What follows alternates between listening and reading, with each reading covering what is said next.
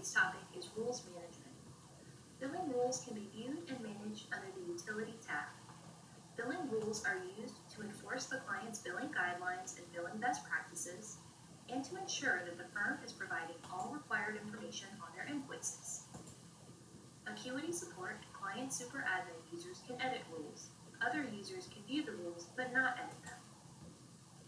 Under Utility, Rule Management, you can view base rules and rule groups.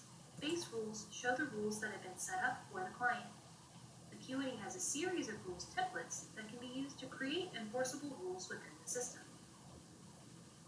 Rules in Acuity are broken down into critical and non-critical rules. These rules will trigger critical and non-critical exceptions. Critical rules are violations of the billing guidelines or are missing key pieces of information that must be provided in order to proceed. Firms will be able to create or upload invoices with critical exceptions, but cannot send them to the client for review until they resolve them. These critical exceptions will prevent the firm from changing their invoice status from draft to court approval. Some examples of critical exceptions are: a firm is billing for word processing time, which is prohibited by most clients' billing guidelines. A line item is missing billing codes. The invoice profile contains an invalid service period date. Expenses over a certain amount must include supporting documentation, which has not been included. Or excessive time for a timekeeper within a day, 24 hours or more. Non-critical rules can serve as reminders for firms and reviewers about various policies. Non-critical exceptions will not prevent a firm from submitting their invoice to the client for review. These exceptions will display on the line items, and reviewers can use the non-critical exceptions as flags to help direct them to certain line items that they may want to review a little more closely. Some examples of non-critical exceptions are: research will be reviewed, excessive time for a timekeeper within a day, 14 hours or more, or possible duplicate work. There are a variety of rules templates available, which can be driven by matter status, billing codes, timekeepers, number of hours, etc. Matter status changes can be one such driving force. We can set up rules based on the matter close date, for example. There could be a 30 days after the matter close date non-critical exception and a 60 days matter close date critical exception.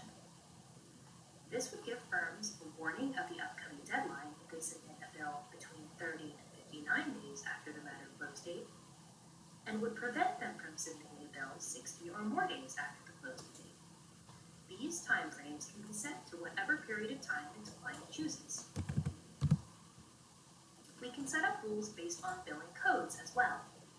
Rules can have rate limits based on codes. For example, E102 outside copying can be limited to a rate of 10 cents per page. We can also prohibit billing for certain codes or require supporting documentation based on the codes. We can also tie rules to key words. For example, the use of the word travel in the line item description can trigger a non-critical travel will be reviewed flag for reviewers, or it can require documentation be provided. Another way of enforcing the rules is with timekeeper authorization. Some clients choose to manage the list of timekeepers authorized to bill on the matter or claim level, through the conflict check acceptance step, or through manual editing of the timekeeper list. Any timekeeper who is unauthorized for a matter will receive a critical exception if they submit time for that matter. Additional rules for timekeepers can also limit the number of hours billed in a day, flag for excessive time, prevent certain tasks from being done by timekeepers of a certain category, etc. You can view the details of existing rules by clicking on the rule under the Rules tab in Utilities. You can add a new rule by selecting the New option under the rule template in question. When creating a new rule, the name will display on the Exceptions tab and on the line item under the Line Items tab. A user can click on the exception to view the rule definition and see whether it is critical or not critical. Critical exceptions are marked with a red exclamation point, and non-critical exceptions are marked with a yellow exclamation point. After After resolving an exception, firms may need to click the Rerun Exceptions button in order to refresh the page and recheck the invoice against the billing rules. When they do this, any exceptions they have resolved will be removed from the Exceptions tab. Acuity support and certain client users will have the ability to issue exception overrides by selecting the Override option on the line item or on the Exceptions tab. Acuity support should only apply an override if we receive a written request from a client user with the appropriate permissions asking us to do so. Most clients have sets of default rules that are automatically applied to their invoices. Some clients may have different rule sets for specific firms, matter types, or practice areas within the system.